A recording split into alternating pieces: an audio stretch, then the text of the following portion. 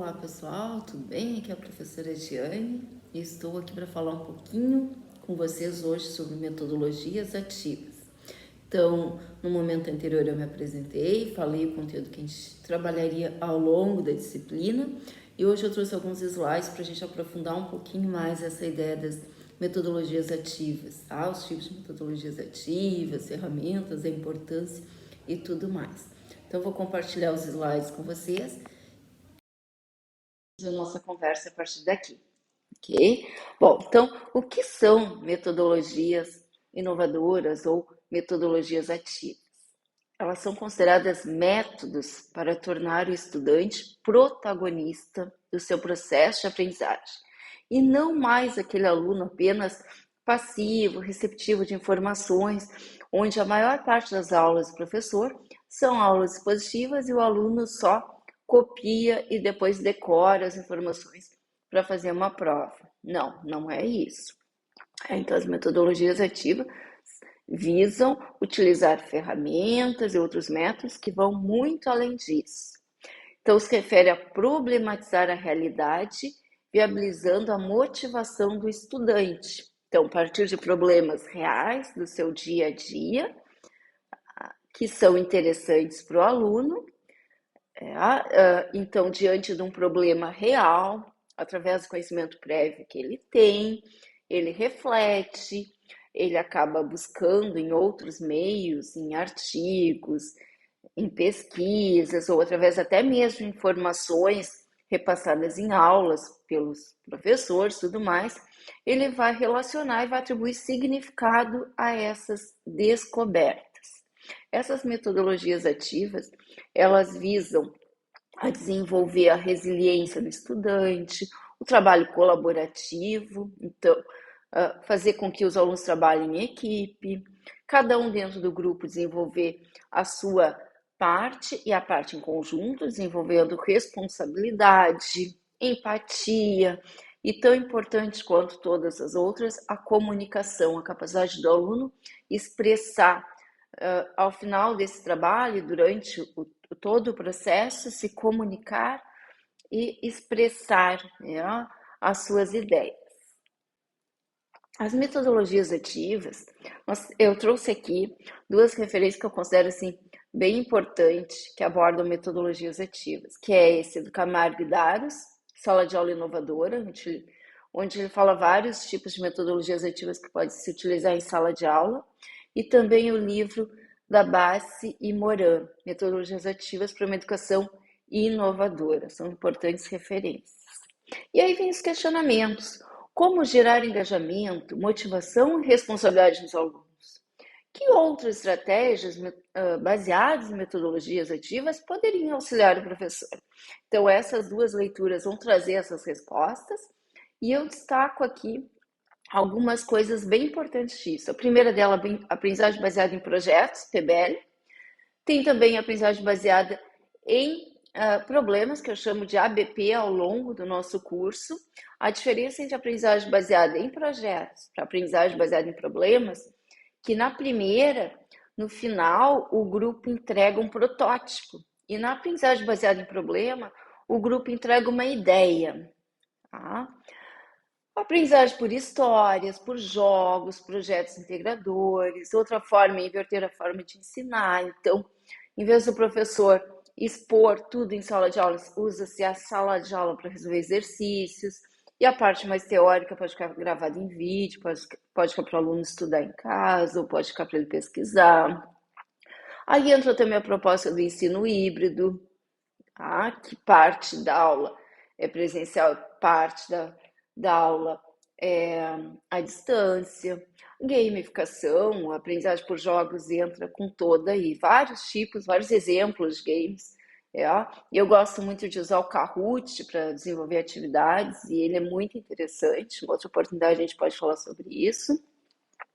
E uma coisa que eu queria destacar aqui, que também vem dos pressupostos de Dewey, Freire, Rogers e Novak, é a questão de superar essa educação bancária tradicional e focar numa aprendizagem que foca no aluno, o aluno no centro do processo, uma aprendizagem que envolva, motiva e dialogue com o estudante. Para isso eu destaquei aqui os 6 pilares da educação. Então, que 6 pilares são esses, né? Os pilares da educação aqui.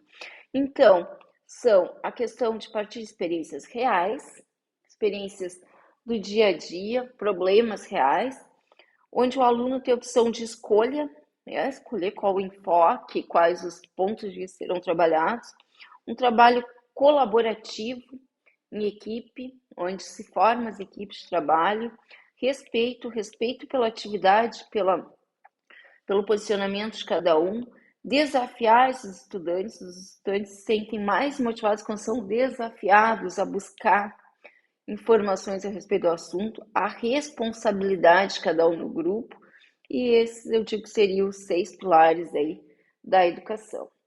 E o que é essa educação do século XXI que tanto se fala? Tá? Então, a educação do século XXI, pessoal, vem com força. Aí a questão é a dos alunos estarem no centro do processo. A questão de desconstruir e construir novos conhecimentos, a partir dos conhecimentos que os alunos já têm. Questão de repensar, reestruturar algumas experiências, de forma que a gente consiga relacionar com a realidade dos estudantes. Vivenciar realidades diferentes, proporcionar para os alunos visitas técnicas, visitas a locais com problemas que eles possam trazer para a sala de aula para discutir. O trabalho colaborativo, então formar equipes, os alunos trabalharem em conjunto, e a questão de compartilhar experiências, né? Não só fazer um projeto, mas também expor essa ideia, como esse projeto vai ser exposto para a comunidade, ou que seja somente dentro da instituição, mas e para os colegas e tudo mais, mas dar ao aluno essa oportunidade de comunicação. Aqui trago também algumas questões relacionadas às metodologias ativas, destacando que são métodos que estimulam. Então, veja aqui, né, a questão de alunos participando de aula, saindo dessa questão do aluno como dentro de um ambiente só para um ambiente maior. Isso leva à contextualização do conhecimento, os alunos trabalhando aí de forma colaborativa para resolver um problema. E diante disso, né, diante das tarefas aí que eu propus para vocês, eu coloquei a questão de que cada grupo defina um problema de pesquisa que vocês vão querer trabalhar aí ao longo das 6 semanas e construir o projeto de aprendizagem baseado em problema que vocês vão propor. Então, eu trouxe aqui algumas ideias. Por exemplo, a baixa qualidade de alimentação infantil pode ser uma ideia. Os enfoques que vocês vão dar, vocês vão definir no grupo de vocês. A evasão escolar pode ser uma ideia para se trabalhar. Baixa aprendizagem de estudantes. O que está relacionado com isso? O que pode ser feito? Um outro assunto que eu considero muito importante, muito atual, inclusão escolar. Como incluir na sala de aula criança com deficiência? Que frentes? Como que eu poderia dividir esse problema? O que teria relação com essa questão? Observe quantas ideias, quantos problemas surgem relacionados com o ensino infantil, o ensino fundamental, tem ensino superior, enfim. Aqui, por exemplo, eu coloquei um exemplo de apresentação de um problema. Então, continuando com esse problema, este aqui que eu citei como exemplo, como incluir na sala de aula crianças com deficiência? Então, vamos supor que essa fosse a minha proposta de problema. A primeira parte assim, de apresentação do problema é despertar o interesse pelo assunto. Então, é o que se chama de colocar um gatilho para despertar esse interesse. Então, coloquei aqui, por exemplo, para vocês, uma imagem. Poderia ser um vídeo, poderia ser várias outras formas. Um texto, enfim, uma imagem, um vídeo, uma notícia, uma leitura, uma pergunta aberta, ou seja, essa é uma fase de sensibilização. Então, é aquela parte que vocês vão prever lá no projeto, vocês definiram o problema de vocês e como que vocês vão sensibilizar o público-alvo de vocês dessa proposta para trabalhar com esse assunto. E também a questão da caracterização do problema. Então, por exemplo, além de ter colocado aqui uma imagem, eu poderia sugerir uma leitura. Então, começar essa questão de abordagem de problema a partir de uma leitura. É um exemplo. A atividade da semana 2, pessoal, que eu queria destacar aqui, vocês já se juntaram, já tiveram uma atividade presencial no polo e definiram qual era o problema, o tema problema que vocês estão pensando em trabalhar.